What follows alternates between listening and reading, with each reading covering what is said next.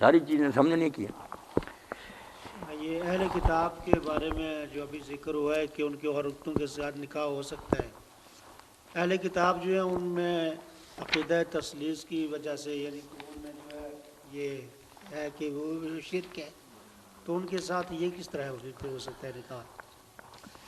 یہ مولانا یہی بات ہے کہ ایک طرف تو اللہ تعالیٰ سورہ بقرہ میں کہتا ہے کہ مشرک مردوں عورتوں کے ساتھ نکاح نہ کرو، یہ دوزخ کی طرف بلاتے ہیں۔ مشرکین کا تو وہ کہا،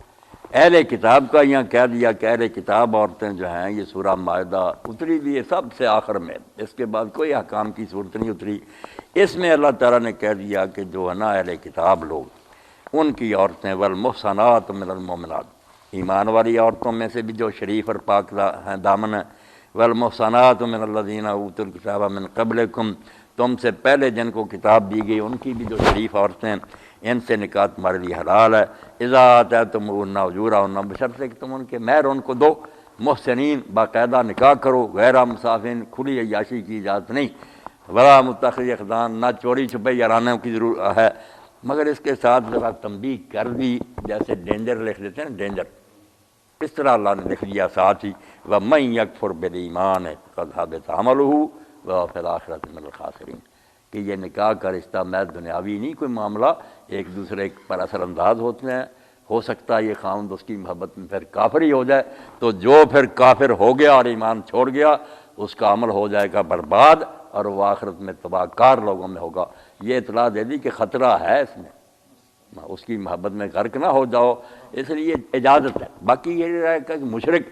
بالکل ٹھیک ہے، قرآن مجید نے سب یہ باتیں بیان کی ہیں کہ وہ تثلیث ہی مانتے ہیں، عیسیٰ علیہ السلام کو اللہ کہتے ہیں، سارے کام کیے، مگر اس کے باوجود مولانا محترم قرآن پاک نے انہیں مشرکین نہیں کہا۔ نکتے کی بات، لم یکن الذین کفروا من اہل الکتاب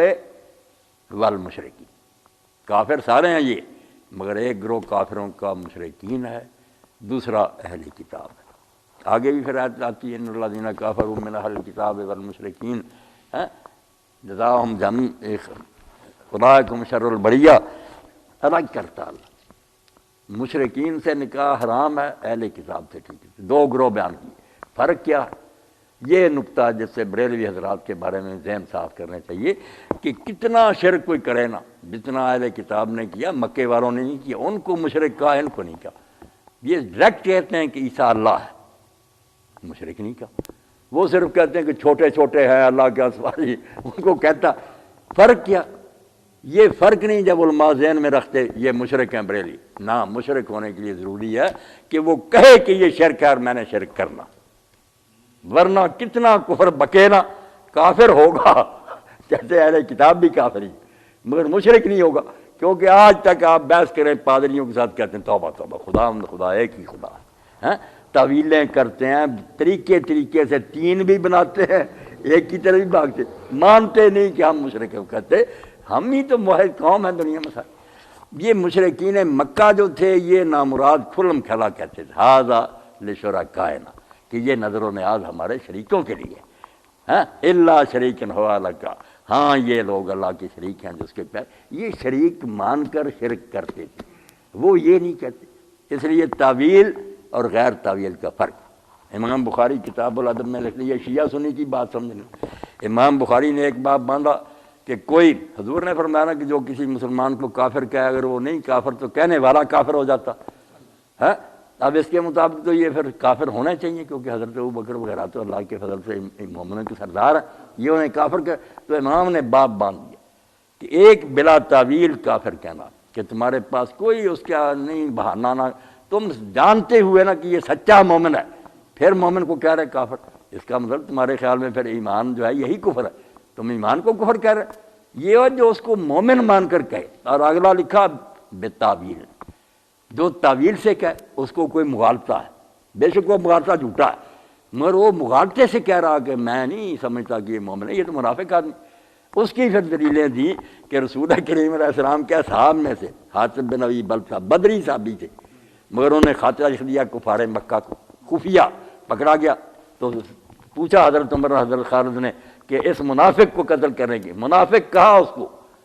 مگر یہ کافر نہیں ہوئے، ورنہ ایک بدری صحابی کو منافق کہہ دیا تھا، ایت لگ جاتی پھر ان پر کہ جو مومن کو کافر کہے وہ نہیں، انہوں نے اس وجہ سے کہا کہ یہ جو اس کی حرکت ہے نا، یہ اس نے مکے والوں کو یہ بتاتی کہ منافق یہ دو باب باندھے کہ بلا تعویل کہے اور ایک تعویل سے کہے۔ اب یہ شیعہ جو ہیں ان کے بارے میں ہمارے علماء یہی کہتے ہیں نا کہ یہ بے شک جتنا بکتے ہیں انہیں کچھ مغالطے ہو گئے، وہ بے شک مغالطے ہمارے خیال میں غلط میں ہوگا کہ حضور کو لکھنے نہیں دیا، نبی علیہ السلام کی وفات کے بعد علی کو اور خاندان اہل رسول کو مشورے میں نہیں بلایا، 6 مہینے انہوں نے بیعت نہیں کی، اور بعد میں بیعت کی تو کہا ہمارے گھر میں صرف ابو بکر آیا، ہم حضرت عمر کو اپنے گھر میں نہیں دیکھنا چاہتے۔ یہ بخاری مسلم میں نا،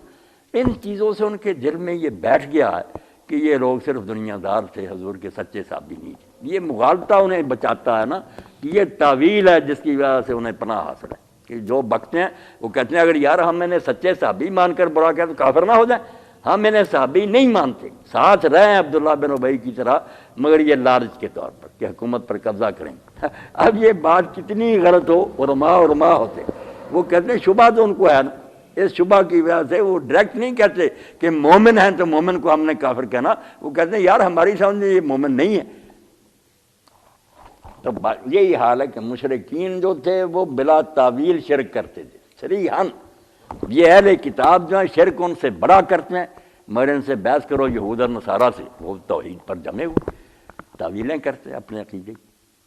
جب ان سے نہیں نا بات بنتی کہ تین بھی بنا رہے ہو کہ یہ باپ ہے، یہ بیٹا کھڑا ہے، یہ رول کو تین تو پرسن ہے، پھر ایک کیسے ہو گیا؟ وہ کہتے ہیں یہ بات یار عقل سے باہر ہے،